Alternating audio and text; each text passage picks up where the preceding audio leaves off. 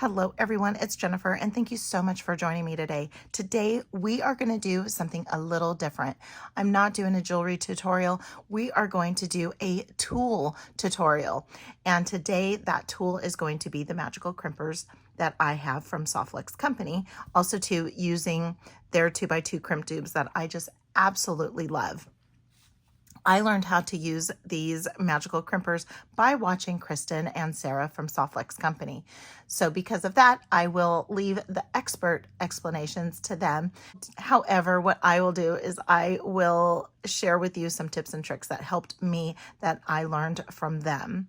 Also too, the reason for this tutorial is I have been seeing during lives, in my own lives that I've been doing, and in lives with other jewelry designers, the magical crimper coming out and the comments, watching the comments on the side of, what are those? What are those? Oh, I'm so afraid. Oh, and so I just want to put all those fears aside and show you what I did to help me. Now, do I always have that perfect magical crimp? No, I don't. I do massacre them every once in a while. However, though, I can share some tips and tricks that have helped me that I learned from the experts over at Softflex Company. One of the first things I learned was how in the world does a tube become a bead? And we're going to go over that today. This is some scraps that I have. I save all my scraps because you never know when you're going to need it. And this was, I can't remember what this was for, but I feel like I was making a necklace and was going to be using that bead-like finish for the center.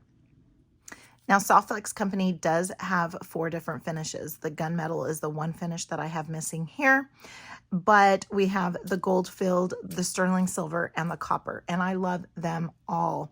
So today, though, we're going to be working with the silver so that hopefully it stands out a little bit more. But you can go and grab your own 2x2 crimp tubes from Softflex Company. I will have a link in the description to their website as well as to their 2x2 crimp tubes and magical crimper. Something that I learned very early on in my jewelry making adventure was the use of good quality crimp tubes or crimp beads, and I found it in the Softflex Company 2x2 crimp tubes. What I'm going to be bringing out is, we're still working with the January All That Glitters design challenge kit. So I'm going to bring out some of the beads just so that I can share with you how you can utilize your 2x2 crimp tubes. Now, when you think of crimp tubes or crimp beads, you think of, oh, just finishing off a design. But no, you can actually incorporate them into your design. One of the things that I learned early on was that it was easier for me to learn with having 3 strands of beading wire when using my magical crimper. And that helped out a ton because I learned how to use this tool very early on in my jewelry making adventure. And that was one of the tips that I learned either from Sarah or from Neelay Patel at Silver Silk and More. And it has worked like a charm. So I'm going to have 3 strands in my crimp tube now. So I'm going to go ahead and add a crimp tube. Okay, so now that I have my 3 strands running through my 2x2 crimp tube, I am going to come through with my 2x2, with my magical crimpers, and add that crimp tube to the center of the well. And let's see if we can get that in there. Let's see if I can get a good shot. So we're gonna have it in the center of the well, and we're gonna squeeze down. When you squeeze down, you end up pinching the 4 corners of the crimp tube, and you end up with a square. You turn it on its side because it's not secure. Your wires are not secure yet. So you turn it on its side while in the center of the well and squeeze down. When you squeeze down, now you have a little more of a compressed, it's a smaller square. Then what I do is while keeping that crimp tube still in the center of the well, then I just start turning. And I start turning, and I'm turning, and I'm turning until I feel no tension. And you can tell also too, because the wires will move, and my wires are not moving anymore. And now I have that beautiful bead-like finish.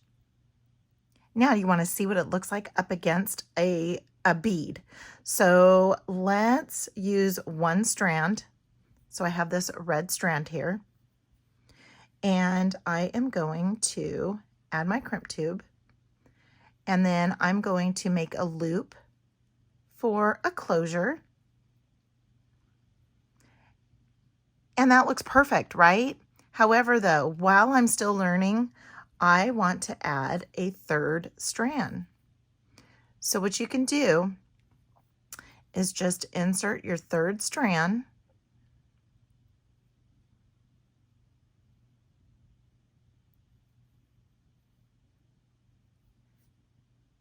add your third strand, come in, place that crimp tube in the center, and squeeze down. Get your 4 corners, turn it on its side, so it's on its side, and I'm still in the center of that well. And now I have a smaller square. And now I am just going to start turning and turning and spinning until I get that bead-like finish. Then what I would do, that's why I save all my scraps. I save all my scraps for even the smallest. And I just pull on this strand and give it a squeeze to trim. Then I have the 2 pieces on this side. And we're going to trim and trim. And now we have that beautiful bead-like finish. And we can add a bead.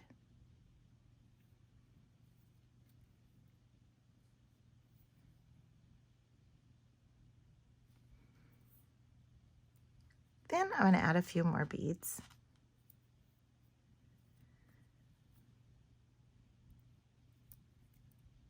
And now we're going to add another crimp tube to finish off our bracelet. Pretend like this is the end of the bracelet. Then I'm going to pass back through. And what I want to do is, it helps me to pass through one bead. It also too kind of centers that crimp tube onto that bead. And I will pass through and bring that through. Let's try and get our loops to be about the same. Okay, so now that we have that pass through, we're just going to use 2 strands. We're going to come through, put that crimp tube, place that crimp tube right in the center of that well. I can hold on to my strand, my tail, and give it a squeeze, and I have my 4 corners pinched. I turn on the side, give it another squeeze, and then I just start turning and turning until I feel no tension. And when I feel no tension, I know that my crimp tube has now become a beautiful bead. Come in with my cutters, trim off that scrap, which I would save for if I want to use this, and save it to use it for later. And there you have your crimp beads on both sides. Isn't that pretty? Just gives it such a beautiful finish. Even though this design challenge kit did come with head pins, we're going to make our own. We are going to make a little bit of a dangle here. We're going to use some of the white onyx, and this one is not going to be technically a head pin, but it can show you another way how to utilize your wire and beads to make the perfect, maybe focal for a necklace or an earring. And what I did was I just took one of the pieces of wire and added a bead and added a spacer. And I'm pushing down, but I'm not too worried about that staying because we are going to force that to stay.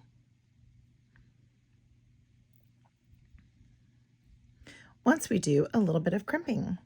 So we're going to add our crimp tube to both wires. And as you remember, I like adding that third piece of wire while I'm learning. I'm just going to take one of the ends and bring that back through.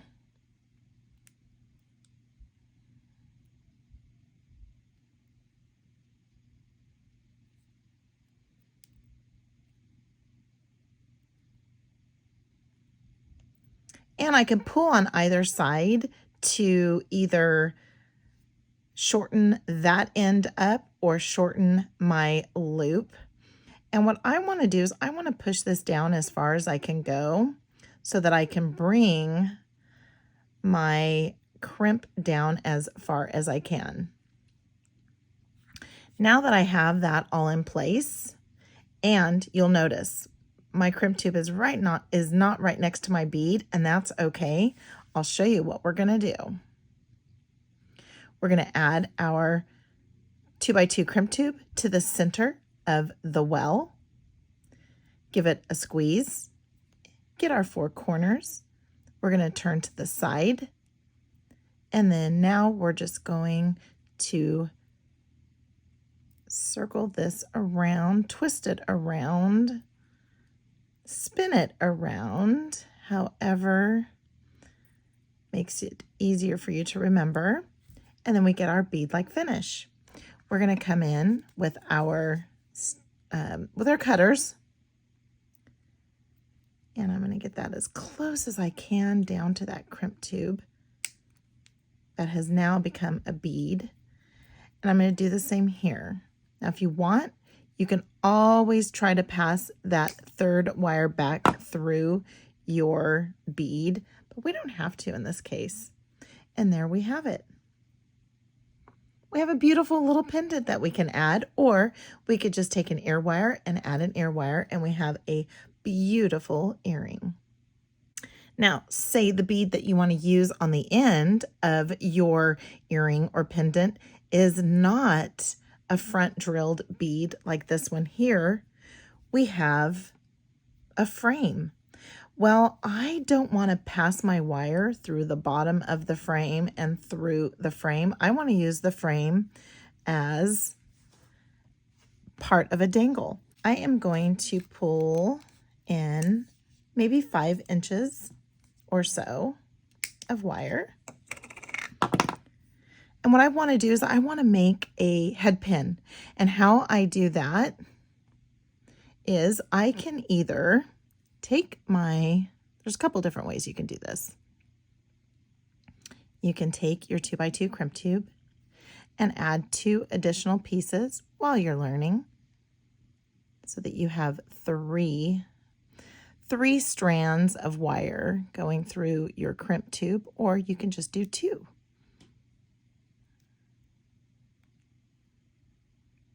Okay, so we have 2 through there now. You can also add a 3rd if you wish, or how you can do this too is if you don't have any scraps laying around, you could just take the other end of your wire and just pull that down as close as you can. And so now we have our 2 pieces. And you can add your 2x2 crimp tube to the center of your magical crimper. Give it a squeeze. You've got your 4 corners pinched. Turn it on its side. And now spin it all the way around until you feel no tension. And when you feel no tension, there you have it. You have your beautiful bead-like finish. So what I can do is I can trim this off. Then you do this however you wish. You can either leave the little loop there and you have a head pin.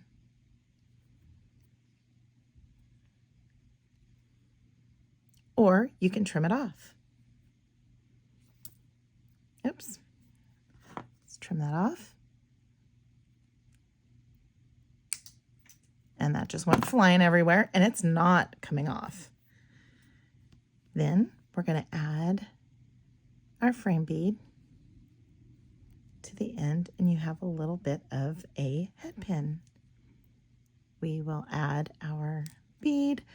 Let's add a little bit of silver in there. Let's see if I have another little spacer left over in my bead mix.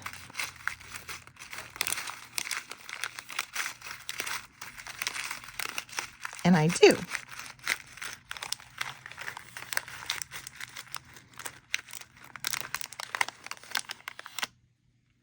There we go. Let's add a little bit of silver and our gold. Then we're going to add our 2x2 crimp tube. We're going to spin that tail around and pass that back through. And what I want to do is I want to pass it through that first bead. Again, you don't have to do this. This is a personal preference. I have it both ways. I've done it with not passing it through. Sometimes it's just easier to hold on to it. I'm going to leave a little bit of a loop there. I'm going to put my 2x2 crimp tube right in the center. You can see it right there in the center. Give it a little squish. Then now turn it on its side. It's not secured yet. And then I'm going to start turning that around until I feel no tension. And I have my bead-like finish. I'm going to come in with my cutter, get as close as I can, give that a trim, and now I either have a pendant or I have a beautiful earring. So here we have a few different ways to use your 2x2 crimp tubes with your Magical Crimper and the finish. You can use it as a head pin. You can use it as an ending for a bracelet. This is just a small example. Here's what it looks like. Or you can make it into a beautiful earring. I hope you enjoyed this quick tutorial on what to do with your Magical Crimpers. Please give this video a huge thumbs up if you like it. Comment. I love to see what everybody has to say, and subscribe. Be sure to go check out the Soft Flex YouTube channel where you can see all of Sarah and Kristen's wonderful tutorials on how to use this Magical Crimper, as well as visiting softflexcompany.com so that you can grab yours. And until next time, have a good one.